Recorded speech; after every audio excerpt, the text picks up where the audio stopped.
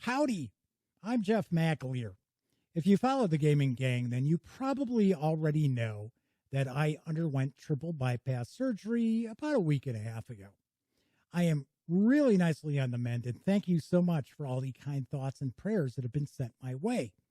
Do want to mention, though, I am still a ways away from returning to the Duct Tape Studios with any regularity, mainly because of my voice. It is very weak.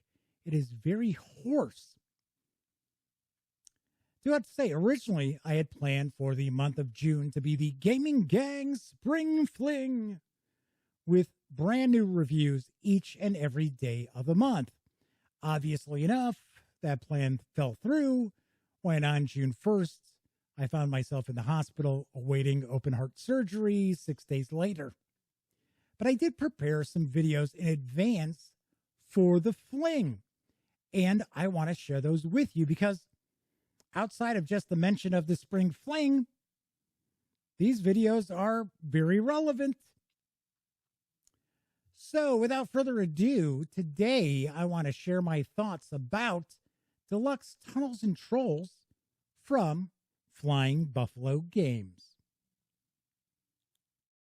Come on in, pull up a chair, and take a load off, because today I'll be paging through and reviewing Deluxe Tunnels and Trolls from Flying Buffalo Games. Is this classic role-playing game still deserving of a place of honor at your gaming table? Or have the years not been kind to the world's second oldest fantasy role-playing game? Well, you're going to find out right after this.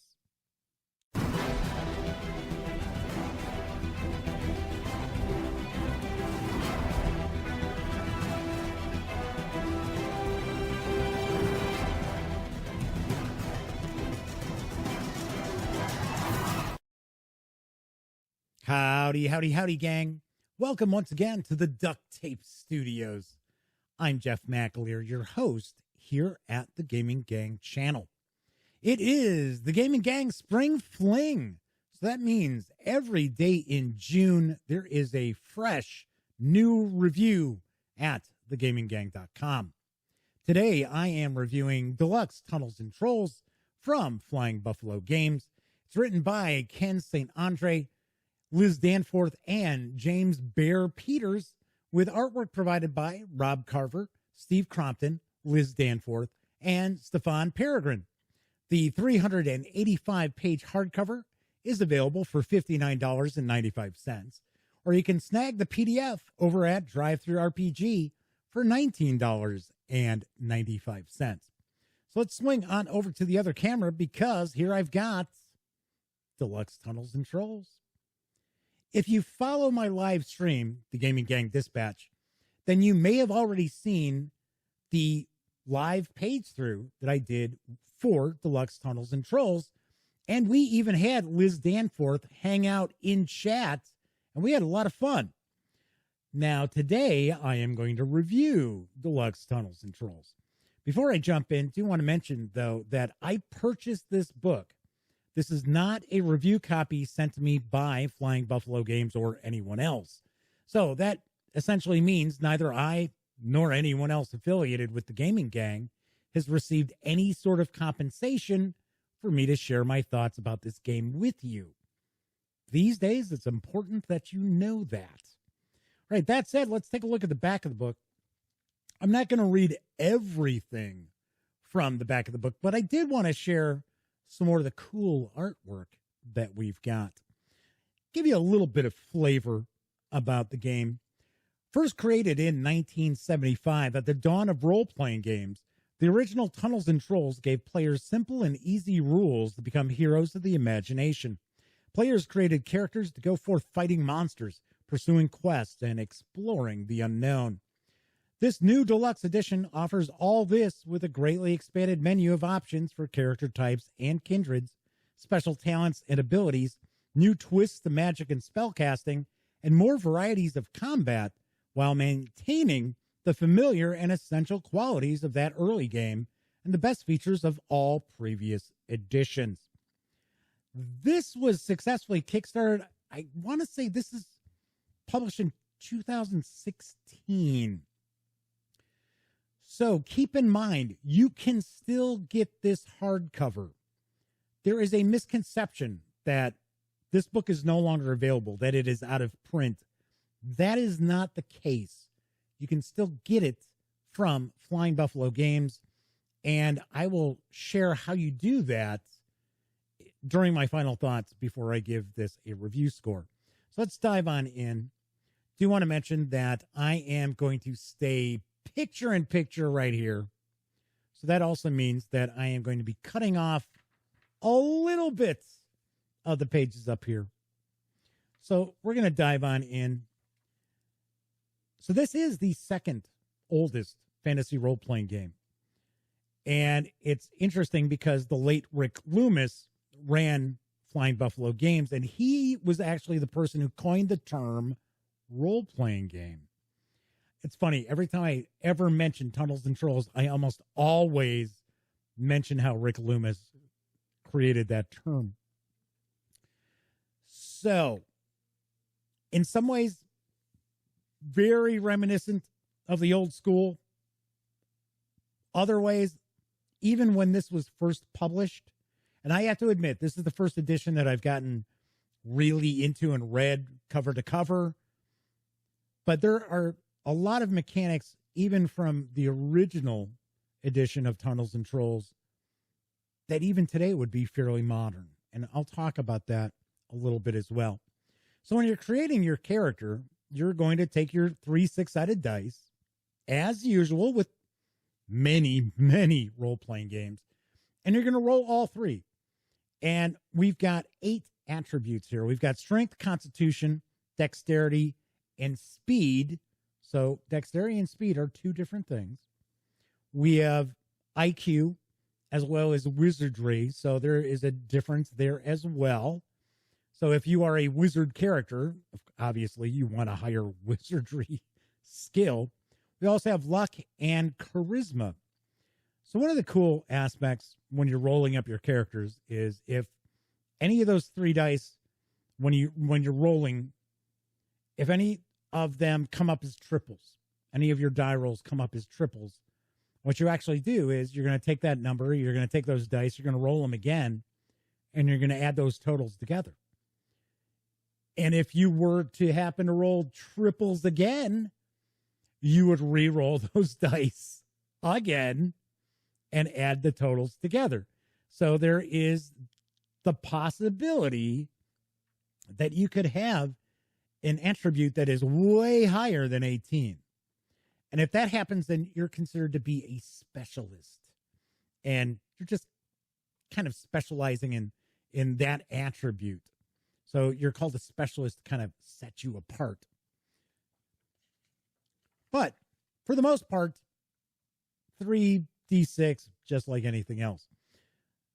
So the core mechanic in Deluxe Tunnels and Trolls is a roll of 2 6-sided dice, which you will add to your personal adds. So if you have a score higher than 12, each point higher than 12 is a personal add. So it's important to keep that in mind. So if you had, say, a 19, that would give you +7 that you're going to add to any of your die rolls for that attribute that might be called for. So in Tunnels and Trolls, there's what's known as a saving throw. And the saving throw is essentially any sort of check that you would make is considered a saving throw. So other games you would consider like a DC, a difficulty check. You're rolling against that. Well, in Deluxe Tunnels and Trolls, it's called a saving throw. All right, so we have 3 character classes, essentially. We have warriors, we have wizards, and we have rogues. But the rogues are not necessarily thieves. The rogues could be a variety of different kind of subclasses. So those are your 3 core classes. But there's a lot of ways to customize your character as well. And one of those is with the kindreds. So essentially, we have the different races, and there are optional rules in the book as well for more kindreds. There's a lot of optional rules that are available in here as well. So one aspect about the book itself is that it's written kind of in a conversational sort of way, which on one hand I like. Sometimes the mechanical writing can be pretty dry. That's not the case with this book here. But having said that, there are some sections of the rules that are not laid out as intuitively as you would like. Sometimes you run across something that you would expect to have been in another section. All right. One thing that I do find kind of cool is that we have the various different weapons. There are firearms in DTNT here. But we have, like, for an example, we've got swords. We have straight swords, curved swords, unusual or odd swords. But we're not going through like 30 different kinds of short swords, right? There isn't that huge a difference. But I will also point out that it's not just, short sword. So here we'll get some examples of what would be a short sword. What is a long or great sword? So as an example, we've got broadsword, cross thrust sword, a fish spine, a hand and a half, which is a bastard sword, large pata. And at the end of the book, we actually have an appendix that shows images of all these various different weapons, which I thought was super cool. Really, really liked it. So there's a good variety in weapons, and the weapons do different things. It's not just, this weapon does a 2d6 and then this weapon does a 3d6. That's not necessarily the case. Now, of course, that does happen, but there's also strength requirements as well that come into play. So just kind of give you an idea. So here's some illustrations as well, but we'll get into a lot more of that further on in the book. So we got a lot of different weapons. Here we have the guns as well. Got armor and shields. So essentially what it's talking about is, how many hits is that going to be able to take? You can actually improve your armor. You can kind of double your armor value if you allow that armor to be broken down or busted up. So that's kind of an interesting wrinkle there. Just kind of flipping on through. So this is a section about different gear. Talking about the saving rolls, right? Remember, I'm pointing out that any kind of like resolution roll, any kind of action resolution is considered to be a saving roll. So I know it takes some getting used to, especially for people who play 5th edition D&D or 2nd edition Pathfinder, or actually really any edition of those. When somebody says saving throw, you're thinking, I'm saving against something. That's not necessarily the case. We also have talents. So we have various different talents that the player characters can have. And we'll have skills later on as some options also. So effectively, when you're rolling your 2d6, if you roll a 3, that is a failure. Now, you would think, well, wait a second, Jeff. Shouldn't it be snake eyes if you roll snake eyes? Isn't that like a fumble? Isn't that a failure? No, because when you roll your 2 dice, if you get doubles, you're going to roll again and add them together. So kind of that exploding dice mechanic, as some games like to refer to it. So a fumble is actually a 3, not a 2 on your 2 6-sided dice. So combat is interesting. And when I talk about there's some modern concepts that were utilized in Tunnels and Trolls originally, combat is one of them.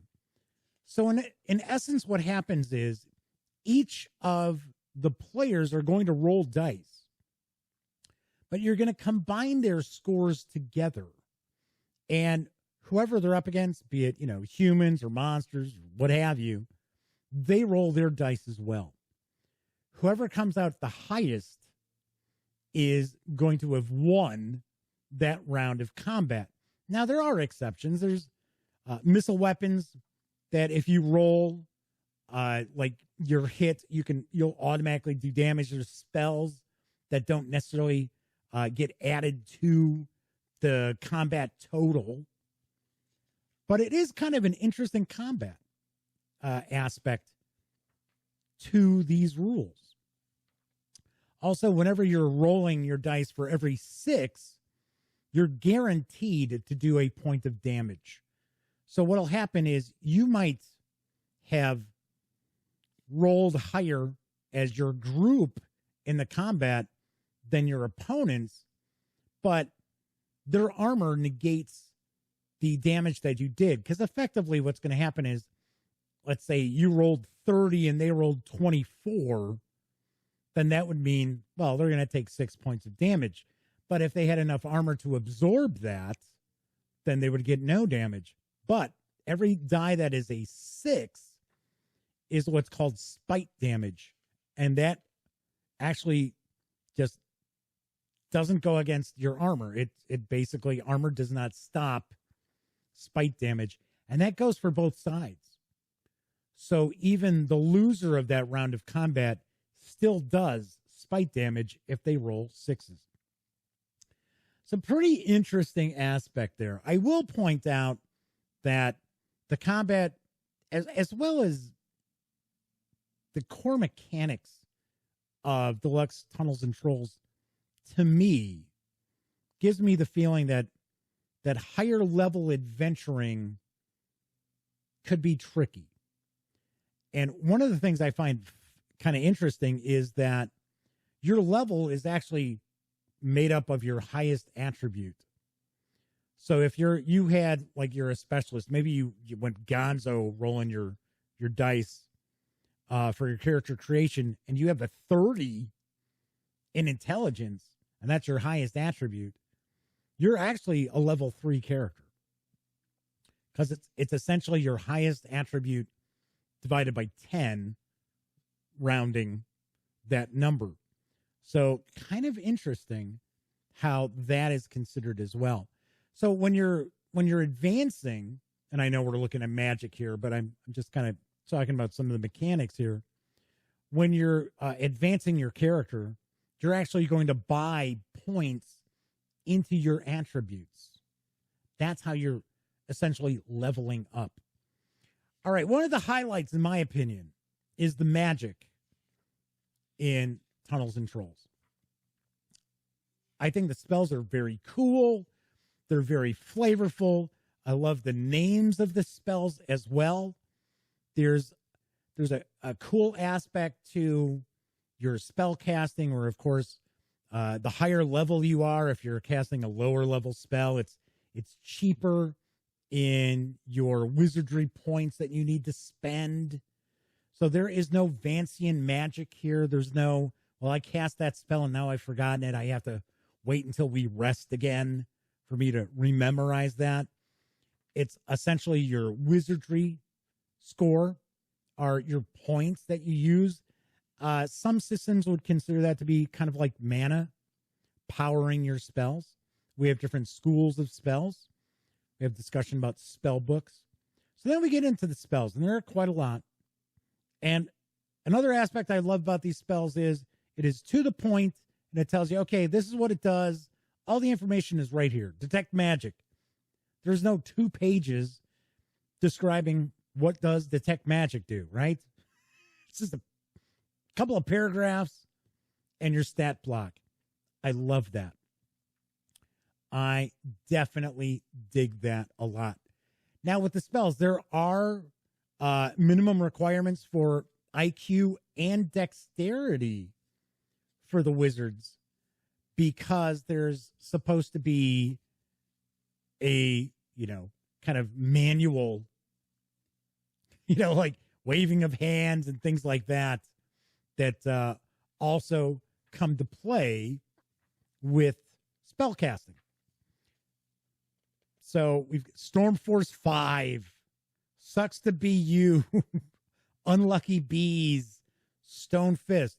What do you think that Stone Fist does? Exactly what that title tells you. So, but like I said, there are a lot of spells in the book. Should mention there are no clerics.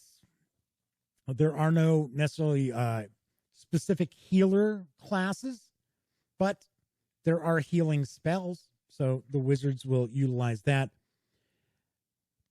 Tunnels and Trolls has more of a fantasy fairy tale vibe than anything else, in my opinion.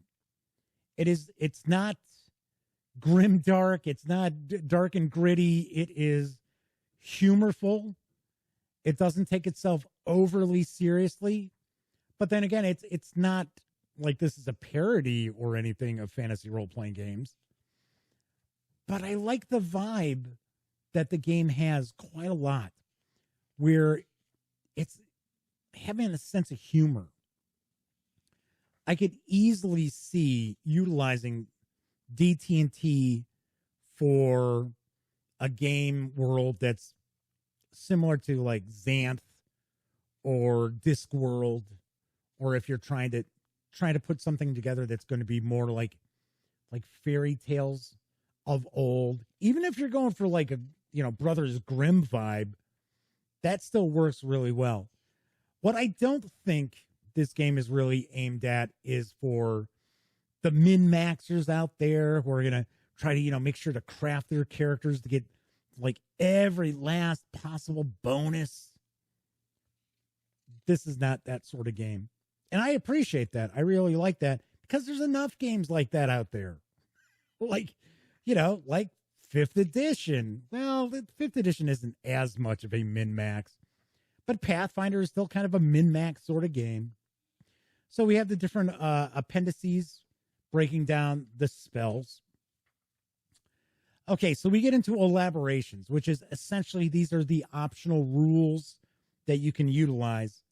So in essence, your core rules here, and keep in mind, we had a lot of magic.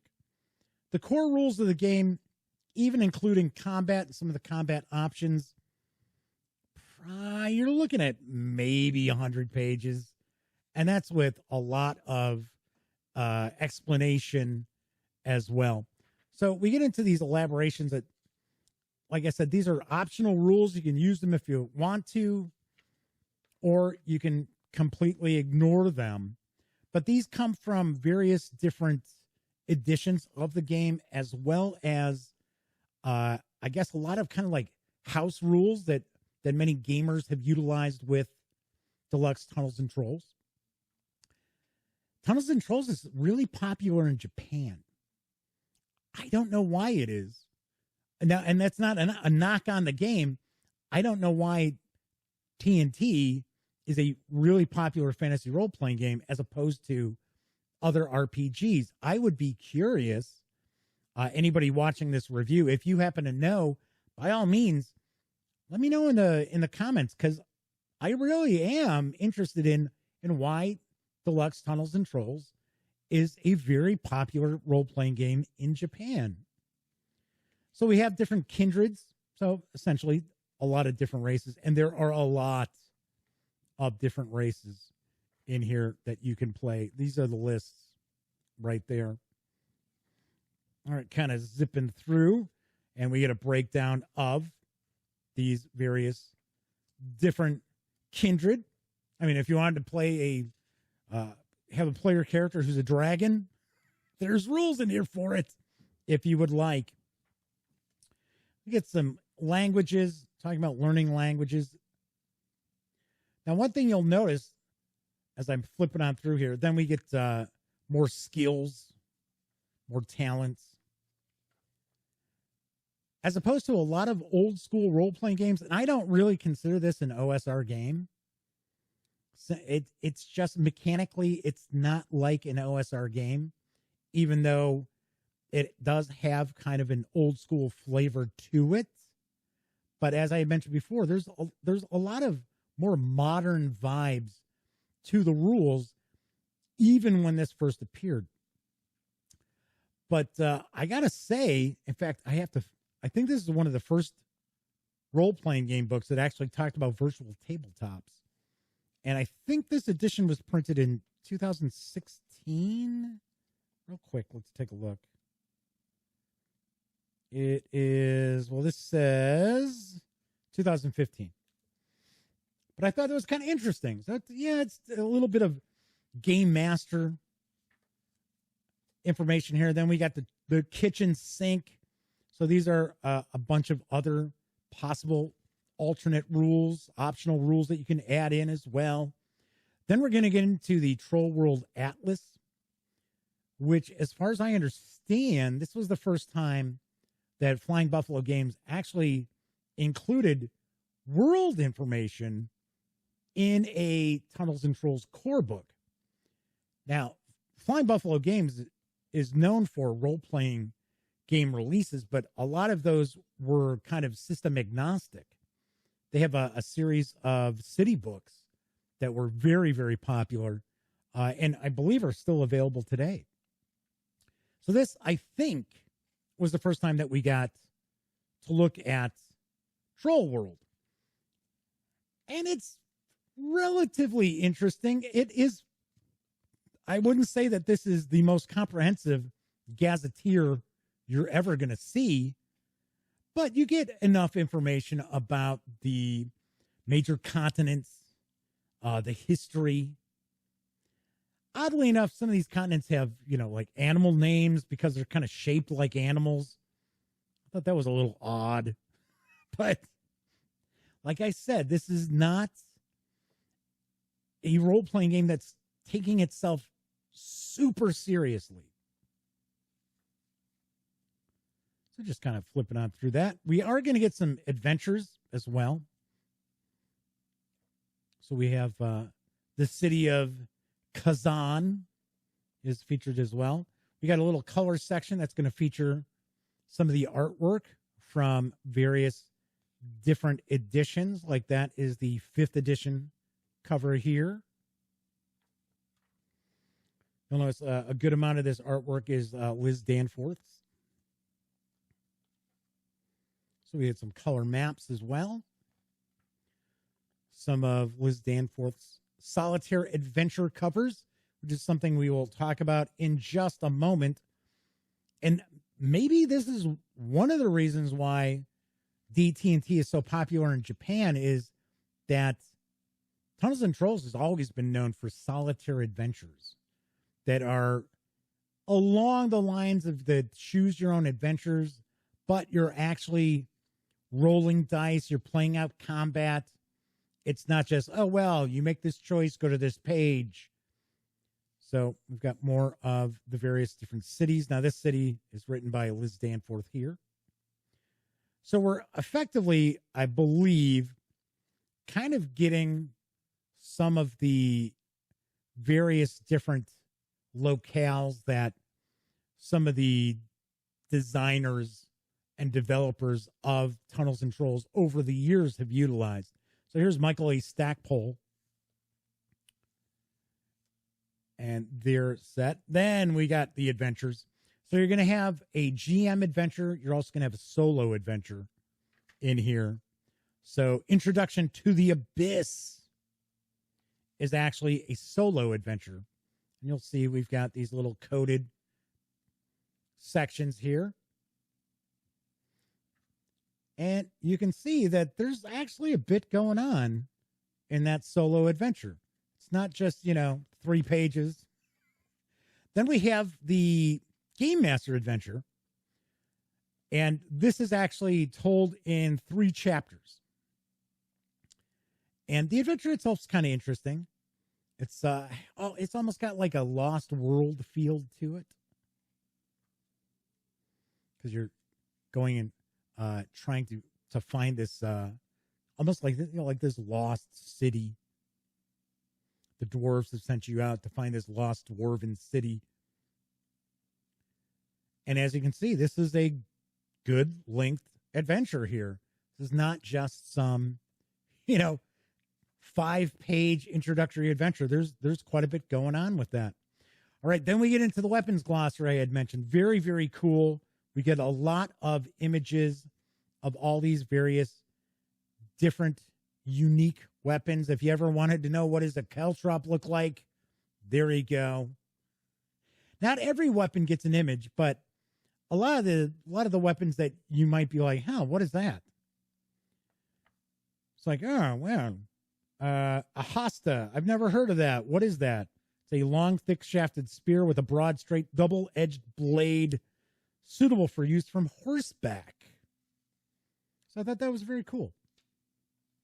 I thought that was a nice addition to the book. Then we get an index. We get some people and places of Troll World. So we get a few different appendices. We get some acknowledgments as well. These were the Kickstarter backers. Get some more information about DT&T, where you can pick some of these things up, some of the various different products that are available. And the character sheet. I'll pull that out so you can see the full character sheet there. So once again, we're not looking at 5-page character sheets or anything like that.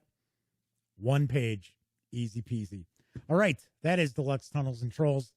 Let's swing on over to the other camera because I'm going to share my final thoughts and give this a review score. I'm sure you get the impression that I do like Deluxe Tunnels and Trolls. I do. I think it's very cool. It is a classic role-playing game. Now, keeping in mind that this is a new edition, which did come out in 2015, or at least was printed in 2015. So we're not talking, this is not the 1975 edition of Deluxe Tunnels and Trolls, and that's very cool. But you can really see where this has evolved in some ways for a modern audience, but still stayed true to its roots. And I really like seeing that. Now, are these game mechanics going to be for everybody? No. I'll be the first to point that out, especially people who are like just super invested in D20. They might kind of have a hard time wrapping their heads around, I only roll 6-sided dice? So wait a second, so I'm going to roll them again and add them, and so wait a second, a saving throw? What am I saying? What, I have to make a luck saving throw? Why? So it's like, that said, I think those who are not, so heavily invested in like 5e or Pathfinder will find a lot to like. There's quite a bit here for you to steal for other role-playing games as well. I say it time and time again that longtime game masters have no qualms about just cherry-picking stuff from different systems that they like to incorporate it into their other games as well. I like the fact that the magic is cool. I enjoy that this is kind of more of a fairy tale vibe. This is not some sort of real grim, dark world or anything like that. It is certainly no Shadow of the Demon Lord by any stretch of the imagination. There is a lightheartedness to the proceedings, and as well, not to say that, you can't have, pulse pounding excitement and moments of, desperation, but it's just got a nice vibe to it. I really do like it. Once again, I do have to point out, I kind of get the feeling that higher level play might be a little wonky, but that is not unusual for role-playing games. When you start getting into like level 15 and D&D, it's pretty weird. I think that game suffers tremendously. I do think DT&T at higher levels might not play out as well as it does with lower level adventures. which is actually par for the course, to be honest. All right, on a scale of 1 to 10, I certainly do give Deluxe Tunnels and Trolls a recommendation. I give it an 8.5 out of 10. I really think most people who check this out are going to enjoy it. If you are a diehard 5e or Pathfinder fan, this might not be up your alley. Although, it's worth checking out. You never know. That's one thing I tell people all the time. Don't assume the game you're playing is the best out there simply because you play it. So, I did mention that you can still get this hardcover book. I pointed out it's got an MSRP of $59.95. There is a misconception that this is out of print, especially if you were to go and look to try to buy it, say on Amazon.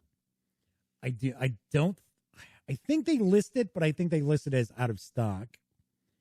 And if you go on eBay, you're going to find people selling their copies for much more than $60. You can order it from the Flying Buffalo website. That is flyingbuffalo.com. Thing is, there's no online store. So what I recommend you do is there is an email address. I believe it's on the bottom of every page. If you want to get the hardcover, reach out and say, okay, so how do I make this purchase? Now, it's possible you can send them a check or a money order. I understand that they can do credit card orders, debit card orders. I know a lot of people aren't real comfortable sending those in emails. I know I'm not. But I just want to let you know, as far as I understand right now, as I record this, you can still get your hands on the Deluxe Tunnels and Trolls hardcover. It is still in print. Now, that doesn't mean that it's not going to go out of print.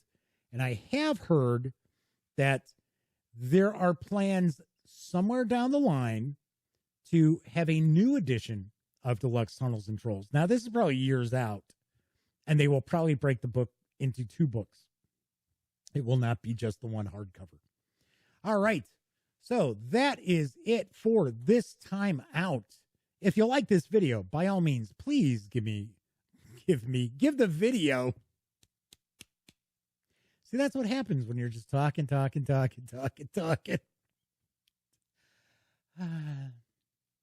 If you like the video, please give it a quick thumbs up. Subscribe to the Gaming Gang channel if you haven't already. And if you do subscribe, ding that bell. It'll not only let you know when I upload videos such as this review, it'll also tell you when my live stream, the Gaming Gang Dispatch, airs Monday through Thursday nights right here on YouTube. As I not only bring you the latest in tabletop gaming news, but also a first look at a tabletop game. Might be a board game, role-playing game, miniatures rules. You never know. But each and every episode, I share a first look. Of course, when you're not watching videos on the Gaming Gang channel, be sure to visit thegaminggang.com for the latest in tabletop gaming news, reviews, and a whole lot more. You know the drill. Get your geek on at thegaminggang.com. Once again, I am Jeff McAleer. Thank you so much for watching the video. And until I see you next, good gaming.